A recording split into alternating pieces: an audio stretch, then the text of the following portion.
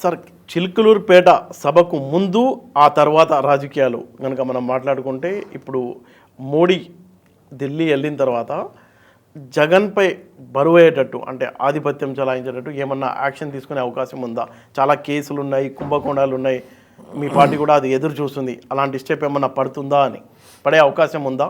ఇప్పుడు మోదీ గారు, అమిత్ షా గారు జగన్మోహన్ రెడ్డి పైన ఉన్నటువంటి కేసులు, వారు చేసినటువంటి కార్యక్రమాలపైన దృష్టి సాధించినట్టు తెలుస్తుంది. రానున్న కాలంలో జగన్మోహన్ రెడ్డిని ఏ విధంగా కట్టడి చేయాలా, జగన్మోహన్ రెడ్డిని ఏ విధంగా మనము లోపల పంపాలనేది ఒక ప్రణాళిక సిద్ధమవుతుంది.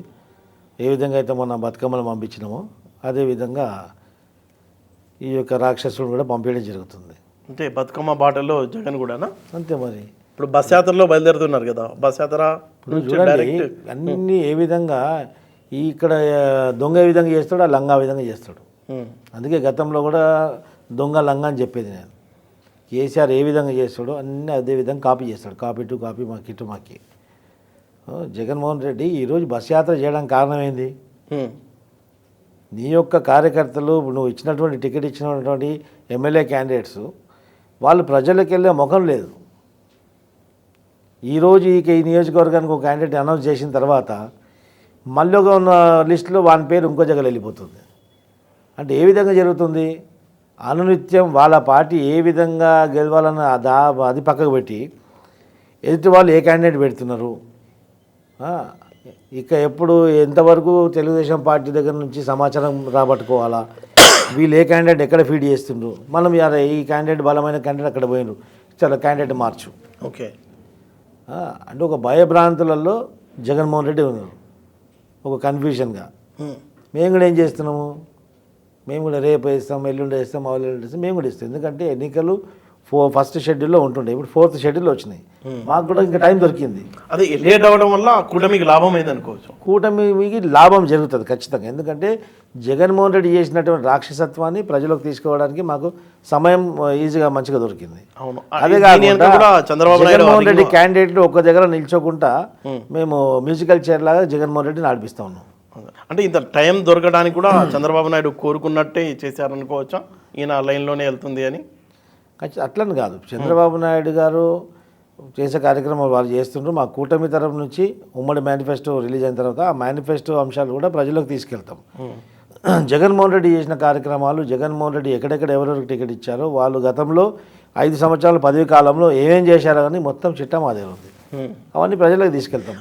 ఇప్పుడు బయట చాలా రకరకాల పుకార్లు ఉన్న నేపథ్యంలో మోడీ సపోర్ట్ ఎంతవరకు ఉంటుంది అనే డౌట్ ఈ విషయంతో క్లియర్. మోదీ సపోర్ట్ ఎవరికి ఉంది? టీడీపీ కూటమికి ఎంతవరకు ఉంటుంది అంటే మంచి టైంతో షెడ్యూల్ ఖరారైంది కాబట్టి కూటమికి సపోర్ట్ ఉంది లేదు అది విషయం కాదండి. ఎందుకంటే టికెట్ల పంచాయతీ, ఇది పంచాయతీ అన్నారు దీన్ని. టికెట్లో తర్జనబాజ నడుస్తుంది. ఏ క్యాండిడేట్ బలవంతంగా ఉన్నాడు, ఏ క్యాండిడేట్ ఎక్కడ ఫీడ్ చేస్తే లాభం చేకూరుస్తుంది, విజయం చేకూరుస్తారని చెప్పేసి ఆ ఈక్వేషన్స్ లో డిస్కషన్ జరుగుతుంది. బీజేపీ సీట్ల డిస్కషన్ జరుగుతుంది. బీజేపీ కూడా ఈ కూటమిలో భాగం. కూటమికి మోదీ సపోర్ట్ ఉంటుందా లేదా అని ఆ ప్రశ్ననే ఉత్పన్నం కాదు. ఎందుకంటే Modi also is the part of the alliance. అవును, మా అలయన్స్లో పార్ట్నర్ కాబట్టి ఖచ్చితంగా మా ఎంత పాత్ర, తెలుగుదేశం పాత్ర ఎంత జగన్ మీద విరుచుకుపడలేదు అని ఇప్పుడు ఆ నేపథ్యంలోనే డౌట్స్ వస్తున్నాయి. ఇంకొక పక్కేమో ఇప్పుడు సీట్ల సర్దుబాటు దగ్గర మళ్ళీ సీట్లు వేరే అడుగుతున్నారు. చంద్రబాబు నాయుడు గారు జగన్ చేసినటువంటి అరాచకాలు ఆల్రెడీ స్టేజ్ పైన చెప్పారు. పవన్ కళ్యాణ్ గారు చెప్పారు. మోదీ గారు ఒక ప్రధానమంత్రి, వారికి మాట్లాడడానికి ఒక ప్రోటోకాల్, ఒక లిమిట్ సంథింగ్ ఉంటుంది కదా. అవును, ఇక్కడ నడుస్తున్నటువంటి ప్రభుత్వం అరాచక ప్రభుత్వం అని చెప్పారు. ఈ జగన్మోహన్ రెడ్డికి వేసినా కాంగ్రెస్కి వేసినట్టు అని చెప్పారు. 400 సీట్లు ఇవ్వాలని చెప్పారు.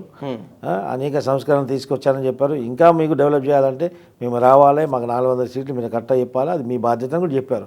అందుకంటే మించి ప్రధాని ఏం చెప్పగలుగుతారు? అవును, జగన్మోహన్ రెడ్డి పొగిడారా? పొగడలేదు కదా. అంటే ఆయన కేసులు కుంభకోణాలకు సంబంధించి ఏమన్నా గెలికే అవకాశం ఉందా? ఇప్పుడు కేసులు కుంభకోణాలు అంటే కేసులు అనేది కోర్టులో ఉన్నది. అవును, కోర్టులో విచారణలో ఉన్నటువంటి అంశాన్ని అది ప్రీజుడిస్ అవుతుంది అనమాట. కేసులో ఉన్నటువంటి విషయాల్లో అది చట్ట వ్యతిరేకం, అది జ్యుడిషియల్ సిస్టమ్కి వ్యతిరేకం. అది కోర్టులో కేసు ఉన్నప్పుడు దాని గురించి ప్రధానమంత్రి స్థాయిలో ఉన్న వ్యక్తి దాని మీద విమర్శించడం అది కరెక్ట్ కాదు.